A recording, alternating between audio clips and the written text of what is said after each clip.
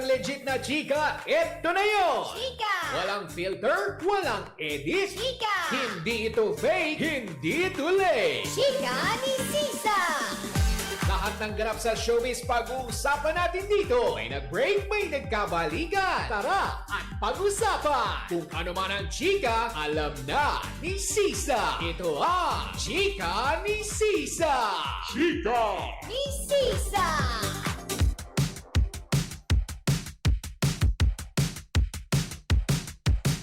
Isang magandang hapon, Metro and Mega Manila! Kapiling nyo lang yung labubu for this after.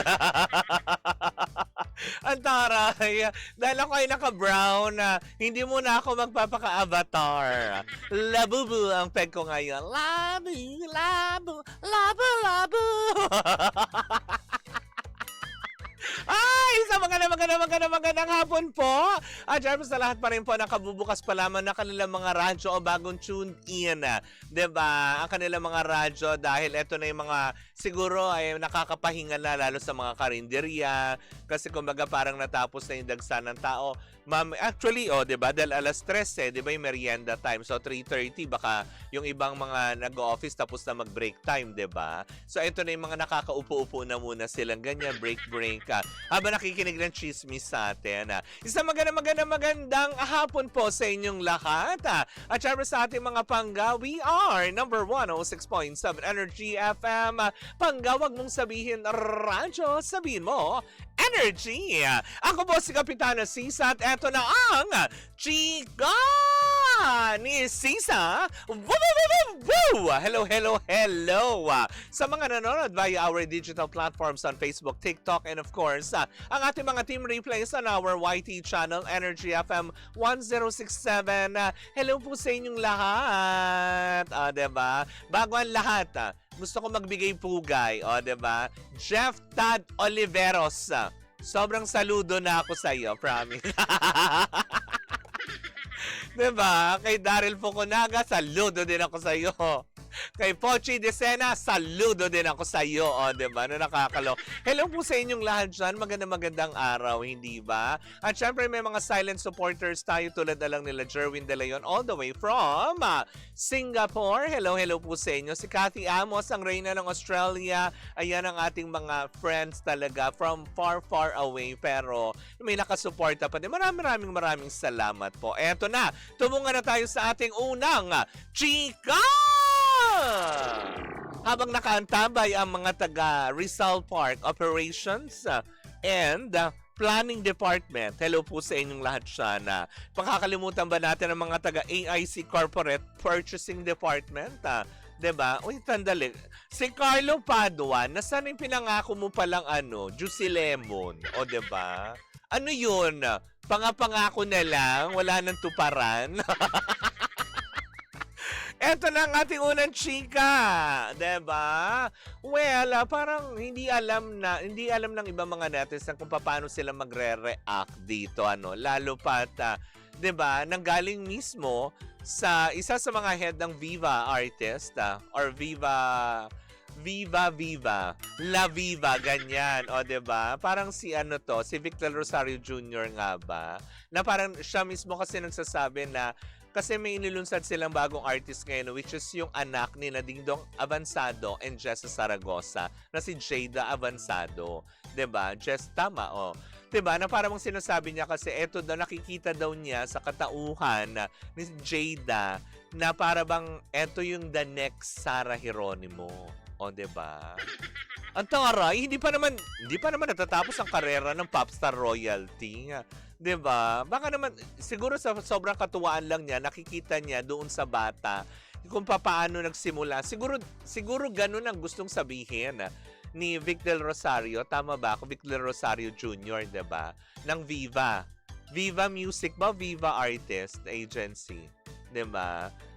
Basta ng Viva, 'di ba? So yun nga, parang kasi yun din ang nabanggit nitong si Jada nung parang sa one-on-one interview niya yata kay Tita Aster na medyo parang nape-pressure nga siya, 'di ba? Doon sa CEO ng Viva, 'di ba? Yun nga, parang nape-pressure nga daw siya dahil nga dito sa na bitawang mga kataga. Syempre nga naman kahit naman sino, 'di ba?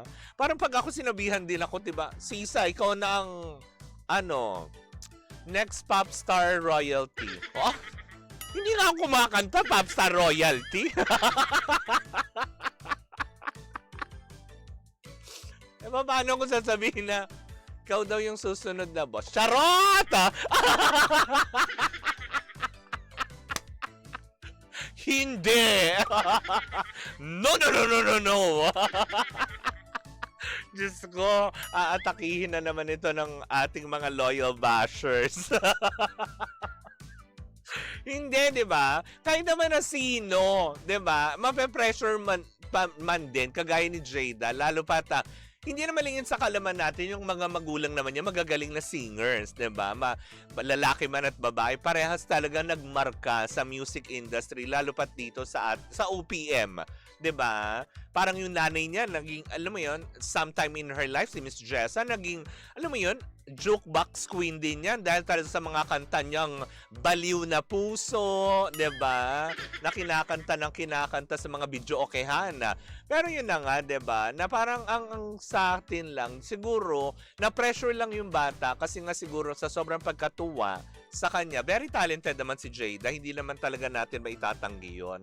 Pero siguro yung iba kasing yung ibang mga fans at supporters nga ni Sarah na, teka sandali, 'di ba? Na bakit kailangan merong next pop star royalty? Hindi ba pa pwedeng gumawa ng sariling marka si Jada sa music industry as Jada Abanzado, 'di ba? Hindi yung tipong i-compare siya na ay nakikita namin sa kanya si Sarah, o 'di ba? Eh paano sa akin? Sino nakikita nyo? Si Duterte, charot. Si Sarah Balabagan. Hoy! Di ba? Huwag tayong pumunta ng politika. Ang dami. Wala. Hindi. Nananahimik sila. Basta kay Sarah lang. O, di ba? Basta ang alam kong Sarah, kasama yan ni Becky na nagbabalat ng patatas, di ba? At naglilinis ng chimenea. Diba? Yun lang ang alam kong Sarah. Okay, wala na akong alam na ibang Sarah. Pero hindi, yun nga. Kasi syempre, hindi naman din natin maaalis sa ilang mga supporters si Sarah Geronimo na, diba, idolo nila yun eh. Syempre, masakit para sa kanila na, ay, teka sandali, pinapalit. Lalo pat alam natin, diba, na under contract pa si Sarah ng Viva. Diba? Doon pa rin naman siya eh. Na para bang, diba, kung nanggaling ka sa isang bubungan, tapos ikukumpara ka, diba?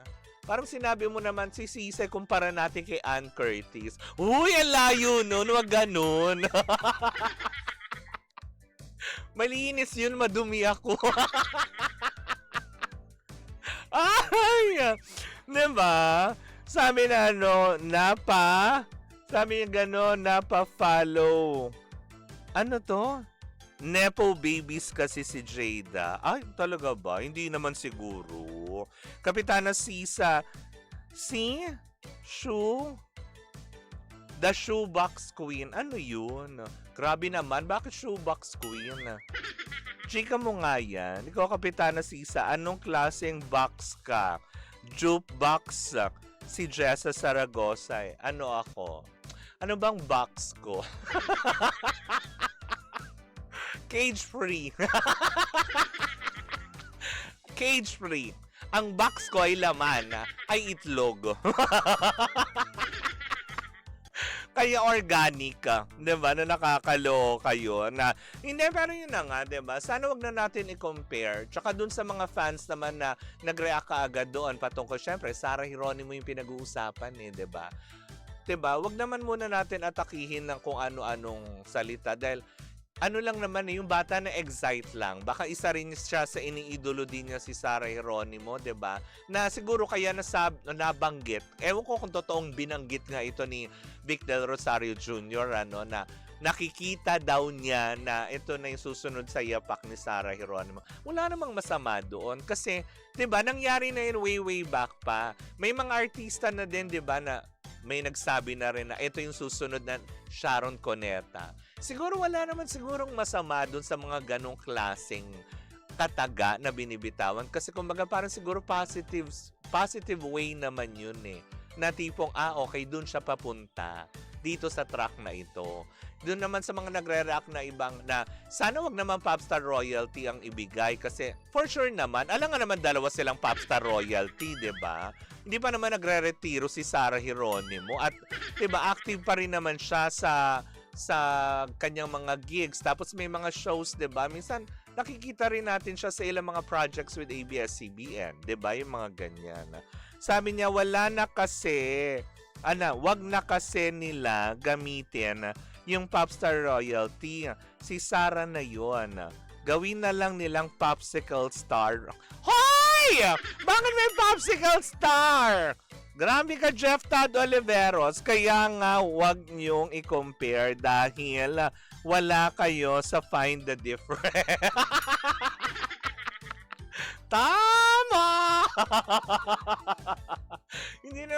hindi naman natin yan may kukumpara at hindi naman talaga natin pwedeng ikumpara ang isa't isa. Lalo pat sila, magaganda sila. Ako ay pangit. Aminado ako doon. Pangit na kumakatawan sa Labubu for Today. Diba? Na nakakaloka. But anyways, naku mga panggayan po muna ang ating chikahana on the first gap ng ating programang Chika ni Sisa. Diba? At wag po kayong umalis online. Stay tuned lang kayo, magchikahan tayo. Pero sa mga nakikinig sa mga radyo, ituloy po muna natin ang tugtugan. Syempre dito po lamang yan sa number 106.7 Energy FM. Pangga, wag mong sabihin radyo. Sabihin mo, Energy!